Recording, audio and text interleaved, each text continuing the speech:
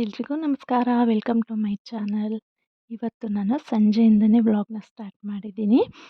ಸಂಜೆ ದೇವರ ಪೂಜೆ ಎಲ್ಲ ಮುಗಿಸಿ ಪೂಜೆ ಎಲ್ಲ ಆಗಿದ್ಮೇಲೆ ಏನಾದರೂ ತಿನ್ನಬೇಕು ಸ್ನ್ಯಾಕ್ಸ್ ಅಂತ ಅನ್ನಿಸ್ತಾ ಇತ್ತು. ಅದಕ್ಕೆ ಏನು ಮಾಡೋಣ ಅಂತ ಯೋಚನೆ ಮಾಡ್ತಿರ್ಬೇಕಾದ್ರೆ ಬ್ರೆಡ್ ಟೋಸ್ಟ್ ಮಾಡೋಣ ಅಂತ ಅನ್ನಿಸ್ತು. ಅದಕ್ಕೆ ಟೋಸ್ಟ್ ಮಾಡಲಿಕ್ಕೆ ರೆಡಿ ಮಾಡ್ಕೊಳ್ತಾ ಇದ್ದೀನಿ. ಮೊದಲಿಗೆ ಅರ್ಧ ಗಡ್ಡೆ ಬೆಳ್ಳುಳ್ಳಿ, ಒಂದು ಹಸಿಮೆಣಸಿನ್ಕಾಯಿ, ಒಂದು ಈರುಳ್ಳಿ ಹಾಗೂ ಒಂದು ಟೊಮೆಟೊನ ಚಿಕ್ಕದಾಗಿ ಕಟ್ ಮಾಡಿ ಇಟ್ಕೊಂಡಿದ್ದೀನಿ.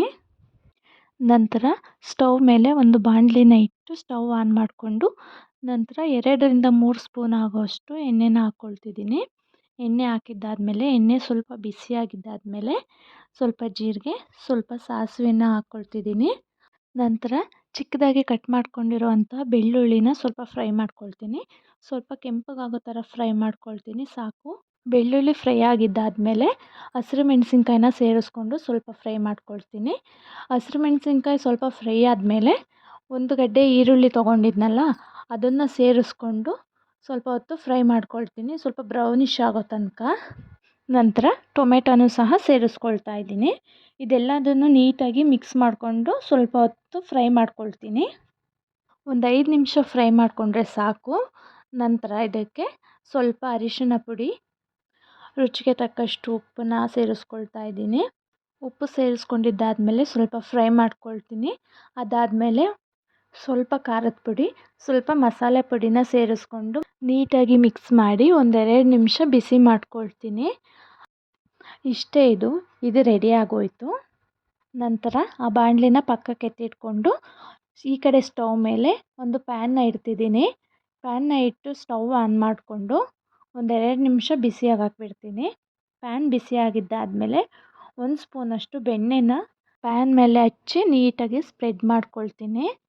ಬೆಣ್ಣೆ ಬದಲು ತುಪ್ಪನೂ ಯೂಸ್ ಮಾಡ್ಕೊಳ್ಬೋದು. ಬೆಣ್ಣೆ, ತುಪ್ಪ ಇದ್ಯಾವುದು ಬೇಡ ಅಂತಂದರೆ ಹಾಗೆಯೇ ಡ್ರೈ ರೋಸ್ಟ್ ಕೂಡ ಮಾಡ್ಕೋಬೋದು. ನಂತರ ರೋಸ್ಟ್ ಮಾಡ್ಕೊಳ್ಳಿಕ್ಕೆ ಅಂತೇಳಿ ಬ್ರೆಡ್ ಪೀಸಸ್ನ ಪ್ಯಾನ್ ಮೇಲೆ ಇಟ್ಕೊಳ್ತಾ ಇದ್ದೀನಿ. ಚೆನ್ನಾಗಿ ರೋಸ್ಟ್ ಆಗಬೇಕು ಎರಡೂ ಕಡೆಯೂ. ಯಾರಿಗೆ ತಾನೇ ಅನಿಸಲ್ಲ ಈವ್ನಿಂಗ್ ಟೈಮ್ ಸ್ನ್ಯಾಕ್ಸ್ ಬೇಕು ಅಂತೇಳಿ. ಎಲ್ರಿಗೂ ಅನಿಸುತ್ತೆ ಏನಾದರೂ ಬಿಸಿ ಬಿಸಿಯಾಗಿ ತಿನ್ನಬೇಕು ಅಂತೇಳಿ. ಅದರಲ್ಲೂ ವೆದರ್ ಕೋಲ್ಡ್ ಇದ್ರಂತೂ ಎಲ್ಲರ ಮನೆಯಲ್ಲೂ ಎಲ್ರಿಗೂ ಸ್ನ್ಯಾಕ್ಸ್ ಬೇಕಂತಲೇ ಅನಿಸುತ್ತೆ. ಏನಾದರೂ ಬಿಸಿಯಾಗಿ ಏನಾದರೂ ತಿನ್ನೋಣ ಅಂತ ಅನಿಸುತ್ತೆ ಅಲ್ವಾ.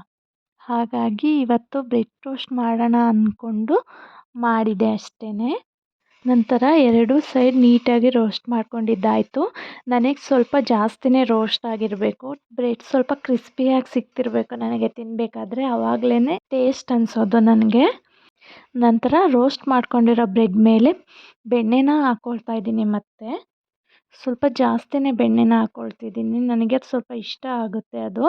ಹಾಗಾಗಿ ಅದಾದಮೇಲೆ ಮಸಾಲೆ ರೆಡಿ ಮಾಡ್ಕೊಂಡಿದ್ವಲ್ಲ ಬ್ರೆಡ್ಗೆ ಅಂತೇಳಿ ಅದನ್ನು ಹಾಕ್ಕೊಳ್ತಾ ಇದ್ದೀನಿ. ನೀಟಾಗಿ ಸ್ಪ್ರೆಡ್ ಮಾಡ್ಕೊಳ್ತೀನಿ ಎಲ್ಲ ಕಡೆಯೂ. ಜಾಸ್ತಿ ಬೇಕಂದರೆ ಜಾಸ್ತಿ ಹಾಕ್ಕೊಳ್ಳಿ, ಕಡಿಮೆ ಬೇಕಂದರೆ ಕಡಿಮೆ ಹಾಕ್ಕೊಳ್ಳಿ.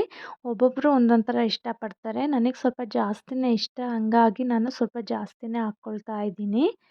ಫಿಲ್ ಮಾಡಿದ್ದಾದಮೇಲೆ 2ನ್ನು ಕವರ್ ಮಾಡ್ಕೊಳ್ತಾ ಇದ್ದೀನಿ. ತುಂಬ ಸಿಂಪಲ್ಲಾಗಿ ಆಗುತ್ತೆ ಅಂತಲೇ ಹೇಳ್ಬೋದು. ಸಂಜೆ ಹೊತ್ತು ಮಕ್ಕಳಿಗೆ ಒಳ್ಳೆ ಸ್ನ್ಯಾಕ್ ಅಂತಲೇ ಹೇಳ್ಬೋದು.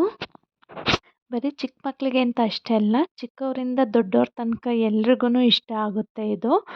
ಎಲ್ಲರ ಮನೆಯಲ್ಲೂ ಇದನ್ನು ಟ್ರೈ ಮಾಡಿರ್ತೀರ.